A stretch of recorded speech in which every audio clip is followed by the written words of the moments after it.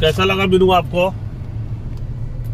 अच्छा लगा। अच्छा लग रहा है? देख रही हूँ। देख रहे हैं, देखते रहिए। कुछ बोलना होता है। भाभी जी बोलती नहीं है बहुत। भाभी जी को लेके आए हैं। अब भाभी जी जाती हूँ, इससे क्या बोलूं। हैं? थक जाते हैं देख के ही थक जाते हैं। व्यू देख के ही थक जाती है तो बोलेगी क्या? व्यू देख के थक जाती है भाई, है? व्यू देख के मैडम थक जाती है। आराम से पीछे बैठी है, अपना मॉनिटर कर रही है।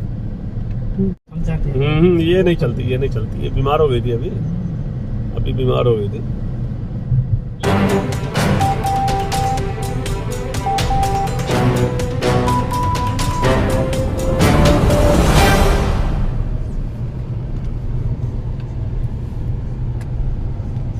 ये है कार भाई, ये कार देख लो, ईवी है, बहुत बढ़िया है।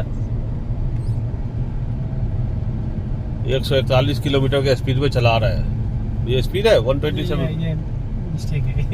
ये मिस्टेक है। ये 60 किलोमीटर है। 60 किलोमीटर है उधर, और इधर 141 दिखा रहा है। क्या खराब हुआ है? हाँ, इसका डिस्प्ले खराब है। हम जल्दीबाजी में थे तो कार का वीडियो फोटो आपको दिखाया नहीं था।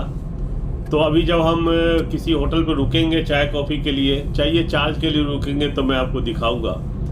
ये बिल्कुल एलन मस्क का जो टेस्ला वाई सीरीज है उसकी कॉपी है, और इन्होंने भी इसका नाम रखा है JMV-Y। तो आप सोच लो कि चाइना कितना आगे है और कितना एडवांस है। चलो कार की बात हम छोड़ते हैं, पहले बात करते हैं कि अगर मैं ये बात करना चाहता हूं कि नेपाल की राजा की सोच भी बहुत अच्छी थी और बहुत समझदार थे। जो पहले के राजा थे, जो भी नेपाल में जिन्होंने राज किया है, पोखरा से काठमांडू या काठमांडू से पोखरा तक का जो हाईवे है, जिसका नाम है पृथ्वी हाईवे, उसका भी इतिहास बहुत लंबा है, बहुत बड़ा इतिहास है। ये जो हाईवे है वो 1967 में जब स्वर्गीय पृथ्वी नारायण शाह जी राजा थे, यहाँ के किंग थे, किंग पृथ्वी नारायण शाह, तो उन्होंने चाइना के सहयोग से इन दुर्गम पहाड़ी इलाकों में लैंडस्लाइड जोन के बीच से हाईवे बनवाया था। आप सोचिए कितना दूरदर्शी थे। उसके बाद बहुत सारे फेरबदल हुए और पक्का किया गया, मजबूत बनाया गया, और अभी जब आगे जाएंगे आपको तब दिखाई देगा और आप समझेंगे कि मैं क्यों कह रहा हूँ कि दूरदर्शी राजा थे। बहुत बढ़िया बनाया गया है। और ये हाईवे में उधर से आया था बस से, तो देखने में मिला करीब 90 किलोमीटर का एरिया बहुत बढ़िया है। 184 किलोमीटर की दूरी है इस हाईवे की, काठमांडू से पोखरा, क्योंकि जहाँ से ये काठमांडू को जोड़ता है और पोखरा को पृथ्वी चौक से जोड़ता है। तो आप समझेंगे ये क्या वरदान है पोखरा के लिए भी और नेपाल के लिए भी। काठमांडू और पोखरा को लिंक कर दिया। अगर ये हाईवे नहीं होता तो मैं सोच भी नहीं सकता था कि पोखरा आऊँगा। मेरा काम तो काठमांडू में था, मैं फ्लाइट से काठमांडू आया था, लेकिन 4 दिन हमने 5 दिन पोखरा में दिया। वहाँ से बस में बैठ के आ गए काठमांडू से पोखरा, और अब वापस जा रहे हैं ईवी से।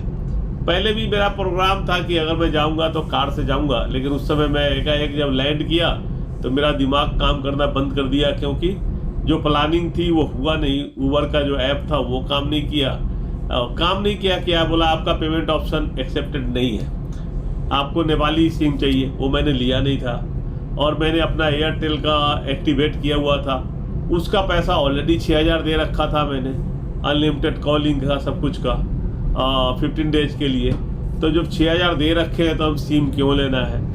तो वो भी डिसीजन मैं गलत नहीं था, क्योंकि मुझे लोगों से कनेक्टेड रहना होता है। तो मैंने अपने फ़ोन को 15 दिन के लिए वो हमने अपडेट कर लिया था, उनको एक्टिवेट कर लिया था। तो ये खूबसूरत हाईवे से हम चल रहे हैं, और इस हाईवे की बात कर रहे थे कि कैसे राजा जी ने इस हाईवे को बनवाया था चाइना के सहयोग से।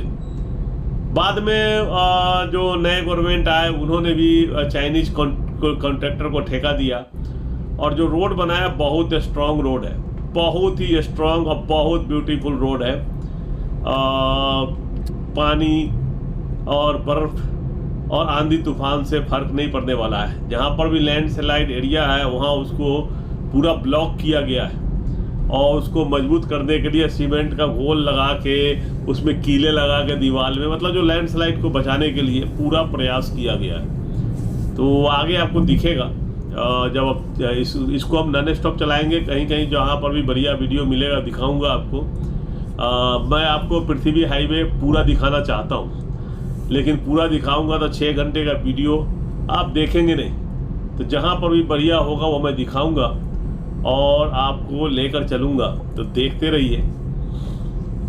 खूबसूरत नज़ारों के बीच से ये देख लो ना, सीन ही देख लो। सीन देखने से ही आपको समझ में आ जाएगा कि कैसा सीन है और हम कहाँ जा रहे हैं। नेचर के बीच से हेवन में ड्राइव करवा रहे हैं। गाड़ी तो वो चला रहे हैं, काश मैं अपनी कार लेके आया होता और मैं चला रहा होता। बहुत मज़ा आता है, आपको पता ही है कि मैं कार चलाने में माहिर हूँ, तो मैं चलाता तो ज़्यादा मज़ा आता।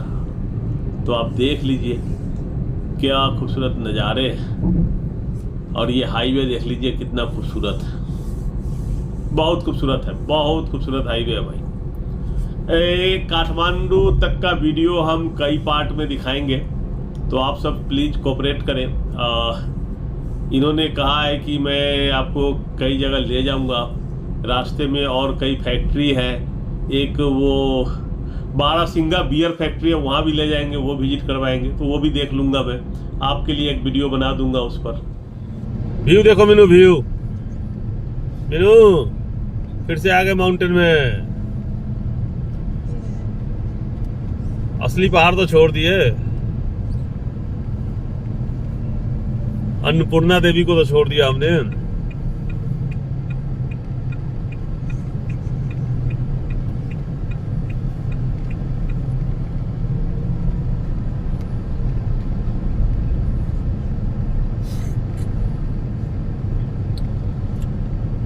आपके यहाँ डेवलपमेंट चाइना कर रहा है। ये रोड है ना, ये रोड चाइना का है। चाइना ने बनाया है। तो चाइना पैसा दिया है ना नेपाल गवर्नमेंट को, पैसा दिया है, कुछ पता नहीं, लेकिन चाइना कैसे बनाया? चाइना से पैसा लेके चाइना ने पैसा दिया। चाइना ने बोला हमारा इंजीनियर बनाएगा, हमारा ही ठेकेदार बनाएगा। अच्छा बनाया है, मजबूत है, बहुत अच्छा बनाया। हाँ बहुत बढ़िया बनाया है, स्मूथ बनाया।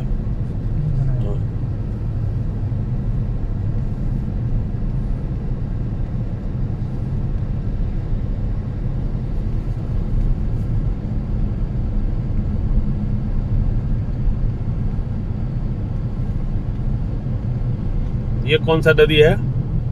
ये सेती है। ये सेती रिवर देखिए जी। ये जो पाताल लोक वाला है वही से ना है? और उससे अलग अलग बहुत सारी नदियाँ हैं, हिमालय से निकल के सब आती है। बहुत सारा है। हाँ, बहुत सारे नदी है। रास्ते में इतने सारे नदी मिलेंगे आपको। पानी ही पानी। हाँ,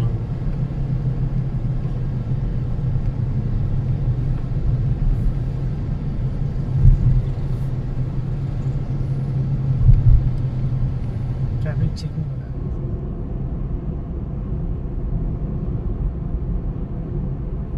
तो नेपाल का जो प्रहरी है वो बहुत ही सजग है और चेक करते रहते हैं। कई बार जो इंडिया के जो टूरिस्ट है तो गलती कर जाते हैं, तो वो फाइन नहीं कर रहे हैं, उसको समझा दे रहे हैं, क्योंकि कई बार पता नहीं होता है ना किधर जाना है, क्या जाना है।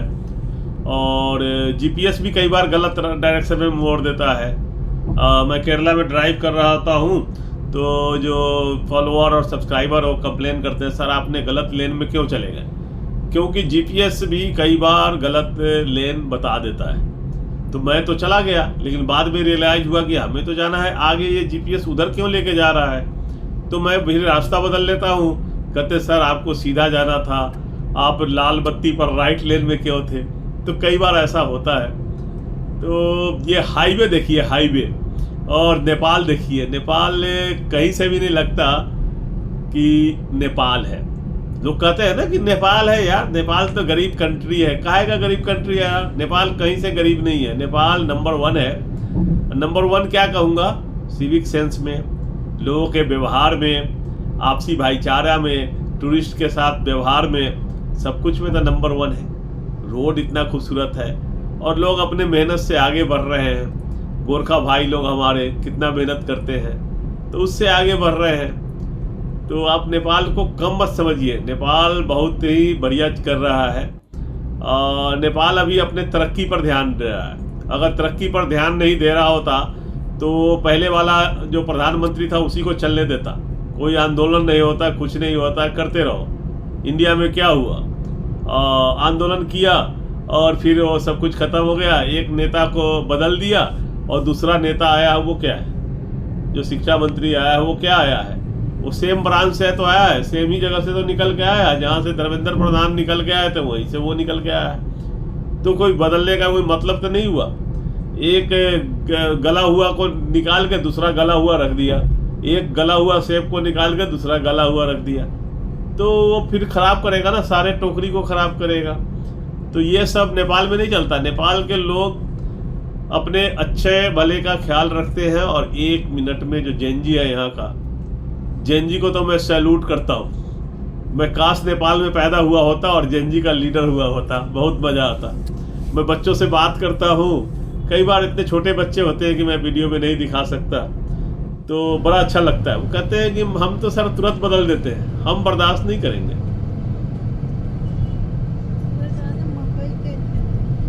मक्का है, मक्का टूरिस्ट को ज़्यादा पसंद है ना, तो मक्का काम में आ जाता है ना। अभी इतने टूरिस्ट आ रहे हैं तो उसमें उसी में डिमांड पूरा नहीं होता होगा। एक मक्का भुनने के बाद 100 रुपए के देते होंगे, इधर कितने के देते हैं? मकई हाँ, एक मकई कौन 35-40 रुपीज 40 रुपीज इंडियन, नेपाली तो सस्ता है, मकई का सस्ता है। इंडिया में रेट है।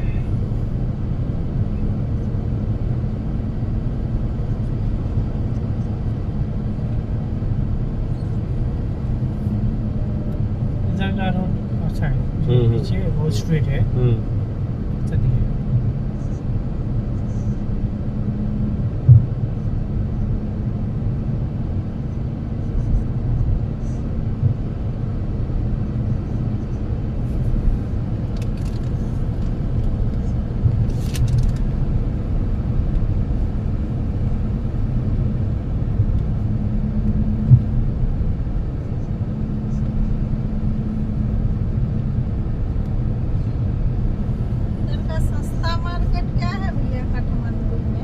सस्ता मार्केट शॉपिंग करने का कहाँ बढ़िया है। हाँ, आपको करना है तो आप न्यू रोड जाना पड़ेगा।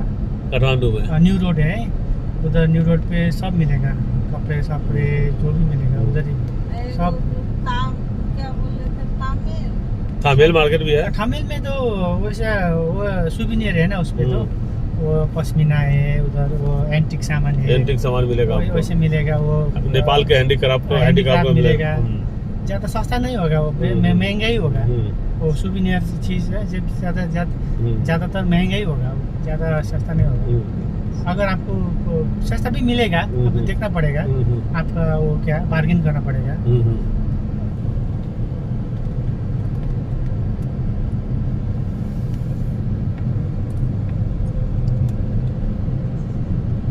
नून कैसा महसूस कर रहा है? देखिए धौलाधर इधर दिख रहा है, देखिए माउंटेन दिख रहा है, देख लीजिए।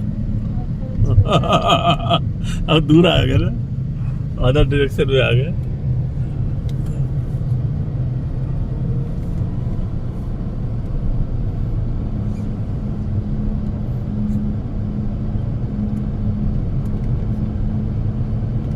पशुपतिनाथ मंदिर में जाने के लिए क्या लंबा लाइन होता है या क्या? वो देखना पड़ेगा। ज़्यादातर उधर लाइन होता है, बहुत आता है ना। अब अभी तो इंडिया से भी बहुत ज़्यादा आता है लोग दर्शन करने के लिए। नहीं, अभी जैसे कल मैं जाऊंगा तो नहीं रहेगा।